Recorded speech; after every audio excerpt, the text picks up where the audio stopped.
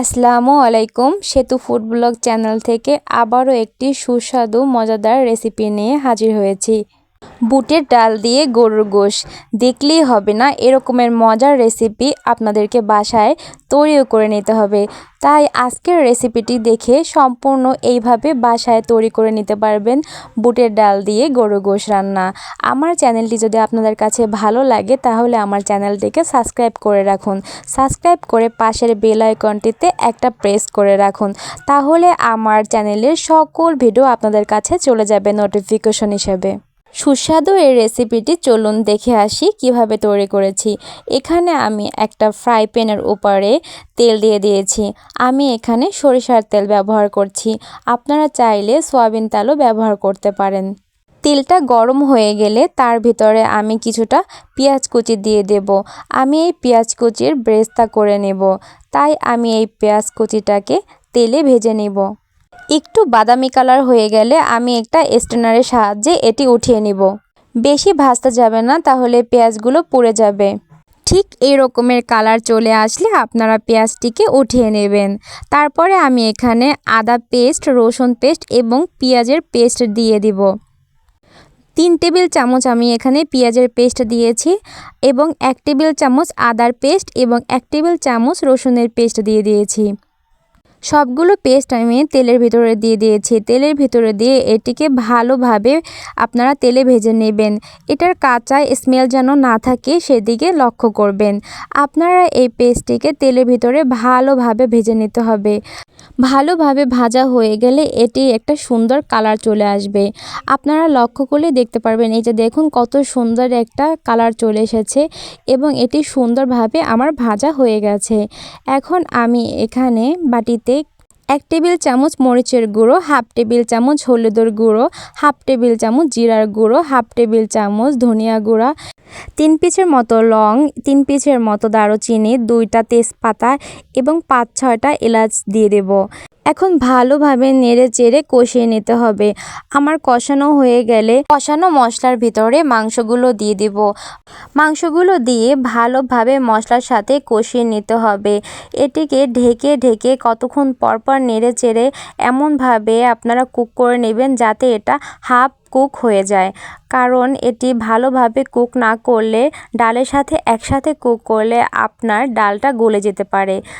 তাই চুলার আঁচ মিডিয়াম রেখে এই মাংসটিকে আপনারা হাফ কুক করে নেবেন। দেখুন মাংসটা অর্ধেক সেদ্ধ হয়ে গেছে। আমি আপনাদেরকে ঢাকনাটা উঠিয়ে দেখিয়ে দিচ্ছি। অর্ধেক সেদ্ধ হয়ে গেলে আমি এই মাংসের ভিতরে ডাল দিয়ে দেব। আমি এখানে ডাল 4 ঘন্টা আগে ভিজিয়ে রেখেছি। আপনারাও 4 ঘন্টা আগে ভিজিয়ে রাখার চেষ্টা করবেন। ডাল পানিতে ভিজিয়ে রাখলে এটি সিদ্ধ হয়ে যায় খুব তাড়াতাড়ি, তাই 4 ঘন্টা আগে চেষ্টা করবেন ডালটিকে ভিজিয়ে রাখার। আমি এখন ডালগুলোকে দিয়ে দেব মাংসের ভিতরে। ডালগুলোকে দিয়ে আমি ভালোভাবে নেড়ে চেড়ে মিশিয়ে নেব। এখানে ডালের পরিমাণ এবং গোশের পরিমাণ সমপরিমাণ রাখবেন। মাংসের থেকে যদি আপনার ডালের পরিমাণ বেশি হয় তাহলে অতটা টেস্ট হয় না, তাই চেষ্টা করবেন মাংস এবং ডাল সমপরিমাণ দিতে, তাহলে রান্নার টেস্ট দ্বিগুণ হয়ে যাবে। এখন এটার ভিতরে আমি কিছুটা পানি দিয়ে দেব। বেশি পানি দেওয়ার দরকার নেই, কারণ আমি আগেই মাংসটা অর্ধেক রান্না করে নিয়েছি। আপনারা একটু বুঝে পানি দেওয়ার চেষ্টা করবেন, কারণ বেশি পানি হয়ে গেলে ডালটা নরম হয়ে যাবে। এবারে পানি দিয়ে আমি একটা ঢাকনা দিয়ে ঢেকে মিডিয়াম আঁচে রেখে দেব যতক্ষণ পর্যন্ত না আমার এই রান্নাটা হয়ে যাবে। কতক্ষণ পরপর ঢাকনা তুলে আমি চেক করে নেব যে আমার ডাল পারফেক্টভাবে রান্না করা হয়ে গেছে কিনা। এখন আমি ঢাকনা তুলে আপনাদেরকে দেখিয়ে দেব যে আমার ডাল রান্না প্রায় হয়ে গেছে। ঢাকনাটা তুলে নিয়ে আগে থেকে রেডি করা যে ব্রেস্তা আমি রেখে দিয়েছিলাম সেই ব্রেস্তা ডালের উপরে দিয়ে দেব। ডালের ভিতরে যদি আপনারা এই ব্রেস্তা কুচিয়ে দেন, আপনারা বিশ্বাস করবেন না ডালের টেস্ট এত সুন্দর হয়। আপনারা একবার হলেও এই ডাল রান্না করে দেখবেন, আপনারা নিজেরাই আপনাদের রান্নার প্রশংসা করতে বাধ্য হবেন। এরকমের ডাল রান্না করে আপনারা আপনাদের পরিবারের মানুষকে একবার হলেও টেস্ট করাবেন, দেখবেন সবাই আপনার রান্নার প্রশংসা করবে। বেরেস্তা দেওয়ার পরে আমি 5-10 সেকেন্ডের মতো রান্না করে তারপরে নামিয়ে নেব। কারণ বেরেস্তা দেওয়ার পরে আপনারা এটাকে আবার বেশি জাল দিতে যাবেন না, তাহলে এই বেরেস্তার যে ফ্লেভারটা সেটি থাকবে না। তাই বেরেস্তা দিয়ে 5-10 সেকেন্ডের ভিতরে আপনারা এটিকে নামিয়ে নেবেন।